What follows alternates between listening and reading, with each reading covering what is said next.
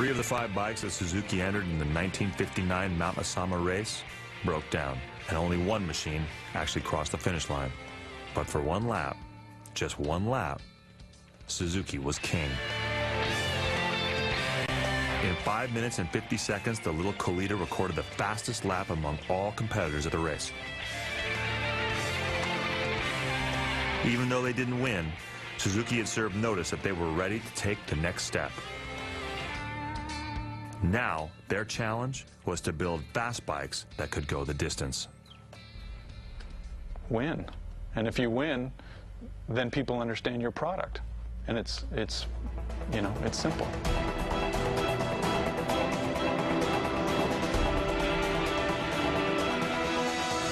As the 60s dawned, Suzuki would reinvent its racing bikes with help from an unexpected source, a German racer and designer named Ernst Degner. In 1961, Degner and his family escaped from East Berlin hidden in the trunk of a car. Just a few weeks later, Suzuki management met Degner at the Swedish Grand Prix and hired him on the spot. They wanted Degner's help in gaining exposure for their bikes in the West. They hoped his experience would help Suzuki win what was then the most important motorcycle race in the world. The Isle of Man TT. We started international business with a motorcycle from racing of Isles of Man. So for Suzuki, race is core.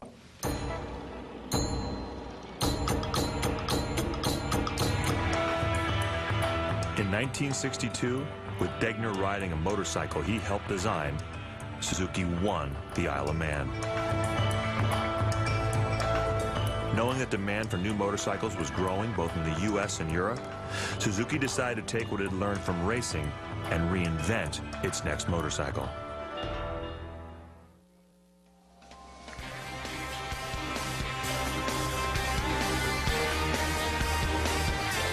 In just 13 years, Suzuki had gone from weaving to winning. From a tiny moped to the world's fastest 250cc machine.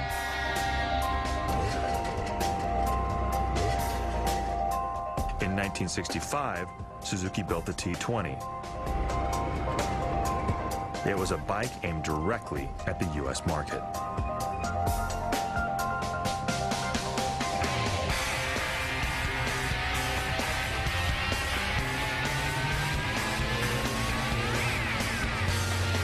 The T20 had a 2-stroke engine, the same type of engine used in old lawnmowers or chainsaws. 2 strokes burn a mixture of gasoline and oil.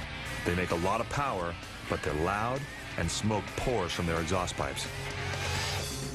The T20 was a big motorcycle. It was known here in the States as the X6 Hustler. It was a real jump for Suzuki. It was a 250cc 2-stroke twin, fast, handled well. That bike was a good race bike.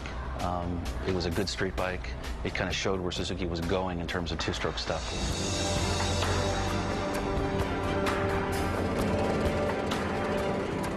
By 1968, Suzuki had doubled the size of its engine to 500 cc's, the largest 2-cycle engine in any motorcycle of its day.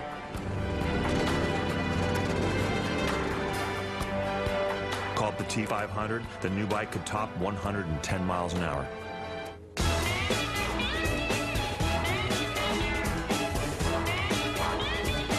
In 1976, Suzuki introduced the GS750, and that really was kind of the next big superbike. Once more, Suzuki had reinvented itself. Only this time, the company's reinvention foreshadowed the era of the modern sport bike.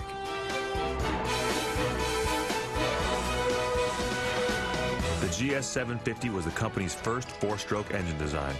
4 strokes are like modern automobile engines. They only burn gasoline, and they make less noise and less pollution.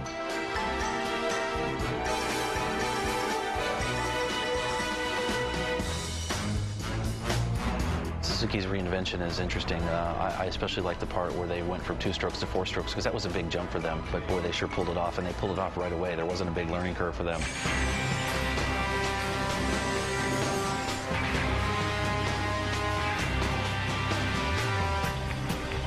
In 1982, Suzuki engineers began work on a new 750cc motorcycle that would change the motorcycle landscape forever.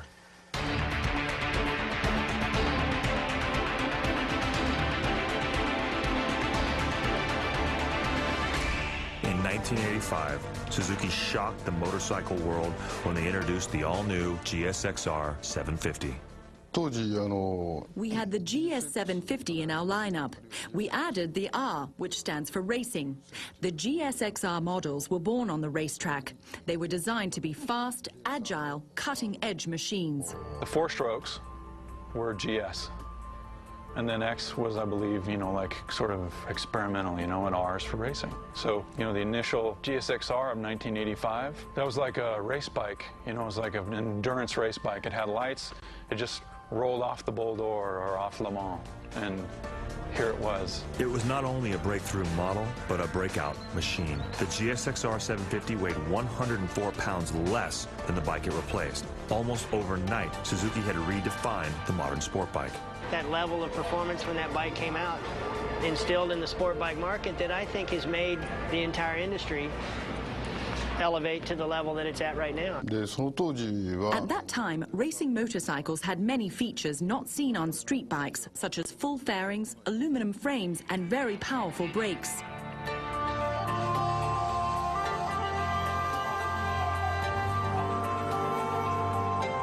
In racing trim, the new GSXR 750 produced 130 horsepower. It had a high-tech engine that was narrower than previous models and used magnesium to keep the weight down. The watchword there was lightweight. That thing, they pared it down, aluminum frame, air-cooled engine, so it had no heavy liquid cooling on it. They made the wheels light. They worked on lightening up every piece on it, and it was an extremely light bike.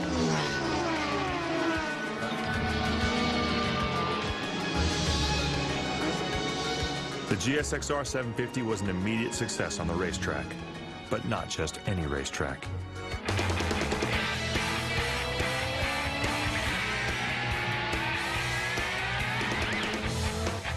In 1985, the same year the bike was introduced, 3 French riders, Bernard Millet, Guy Bortin, and Philippe Gouchon, teamed up to ride the all-new machine to victory at the legendary 24 Hours of Le Mans endurance race. The win in France set the stage for Suzuki's breakthrough moment in America.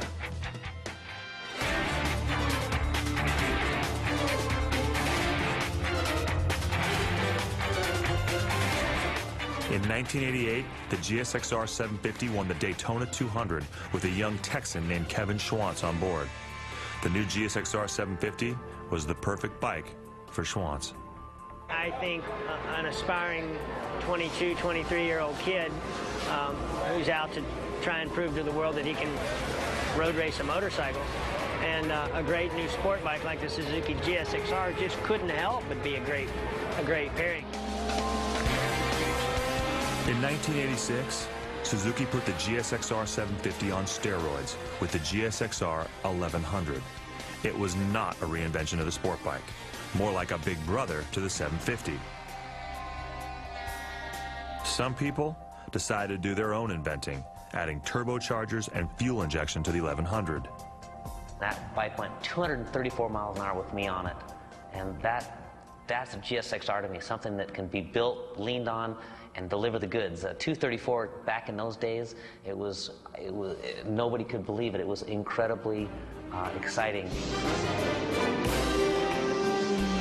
The GSXR 750 was still the bike to beat on both the track and the street. But moving into the 1990s, Suzuki would need a lighter, faster, and more powerful motorcycle if they wanted to continue to compete. So what did they do? They decided to reinvent the GSXR.